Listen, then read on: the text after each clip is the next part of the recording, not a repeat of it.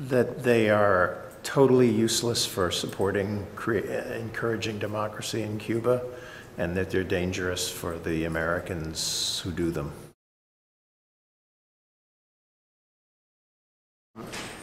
What was disturbing in the Secretary of State's most recent comments is that they continue to insist that he was doing nothing wrong. And the problem with saying he's done nothing wrong, particularly after the Cubans have laid out their legal case against him and found him guilty, is that they're essentially saying the Cuban laws don't matter, that U.S. values, the U.S. sense of itself, of its right to judge and to intervene in other societies, which is not unique to Cuba, it's just particularly obvious with Cuba, that is superior to a country's domestic legal system if we happen to disagree with it. And I think that's a disastrous statement. I think they've essentially made it very difficult for Alan Gross to be released, because for the Cubans to release Alan on American terms is to minimize the importance of their own legal system. Well, there's two pieces of it. One is because I was in the Peace Corps in Peru, and I worked with the local USAID guy, and I did 3 decades of work with Vietnam, Laos, and Cambodia. I'm aware that US aid programs can play a quite positive role.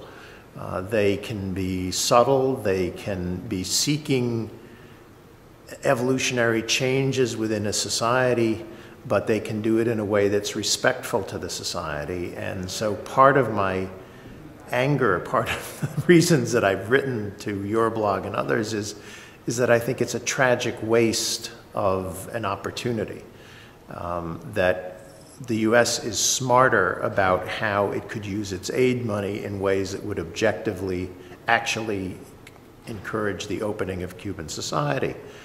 But it seems to insist on doing it in a way that provokes the most basic nationalist reaction and discredits the US, discredits the Cubans that work with the US and are tied to the legitimate Cuban suspicion that US policy is still grounded in an effort to create system change, if not regime change, in Cuba.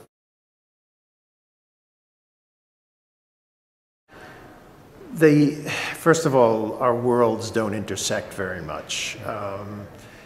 When I've encountered people who are in favor of this, basically their view is one of self-righteousness and frankly insularity, that because something makes sense to the US, it's universalized. And they find ways of justifying that, but they never quite deal with the fact that the whole rest of the world disagrees with the fundamental character of our policy towards Cuba. And essentially they're saying not just that the US views are superior to Cuban views, but they're superior to every Western European country and Canada and every Latin American country by insisting that our approach to changing Cuba is superior to the Cubans' approach.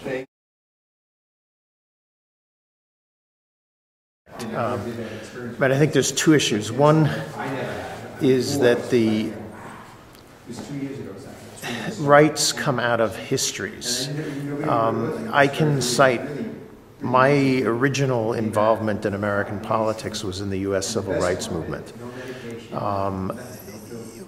It's not so long ago that we had a system in the United States which denied people the right to vote based on their race, that determined what water fountains they should use, where in the buses they should sit, where in movie theaters they should sit. And that was all sanctified by law, state law. And the rest of the country basically accepted that because the political price of forcing change was too high. Now, you know, I think that that was wrong, and I threw my body into changing that. And I think that's completely legitimate because it was my country, my society, my culture. So that gives me two lessons. One is that you have to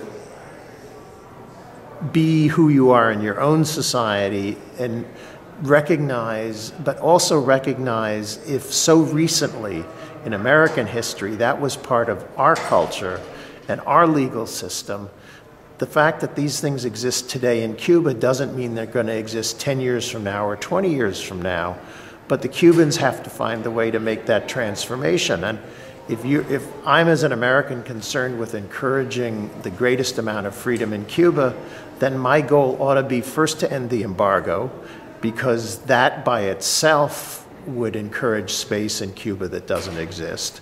And associated with that, ending American travel restrictions and therefore encouraging Cubans to end their travel restrictions. I mean, I think there are ways that you can try to influence the evolution of Cuba in that direction, but you have to do it starting on the premise of respecting their history and respecting who they are. Well, let me say specifically, as I've written to your blog, that it would be tricky to redefine the USAID programs because of the democracy framework. But I think it's within the executive's competence to turn those $20 million of programs into programs that actually help the development of cooperatives and grassroots organizations of various kinds that encourage the development of entrepreneurial skills. But it has to do what the US does in every other socialist country in the world, Vietnam, China. It has to do what all of the other Western countries do in Cuba, the Canadians, the Swedes, the Brits. It has to simply vet programs in advance with Cuba. It has to show respect for authority within Cuba to say that we're not going to put programs in your country unless you find them acceptable. And if that were done, I think there's all kinds of range of possibilities of programs that would objectively contribute to the opening of Cuban society, but would not be seen by the Cuban government as intended to subvert them. So, I mean, it's not just the waste of the $20 million and the problems it creates, it's also the loss of a more positive opportunity. Because I know, I mean, there are USAID programs in Vietnam. There are USAID programs in Cambodia. There are USAID programs in Laos. I mean, the problem that they've faced is more often with Congress and political groups in Washington trying to stop those programs from going in. But all three of those countries have been happy to work with the US Embassy and been happy to have assistance in their educational system, in their economic development, in roads, and all kinds of normal development things. They've been happy to work with the US because the US respects them as a sovereign country and isn't trying to come up with programs that will overthrow their government.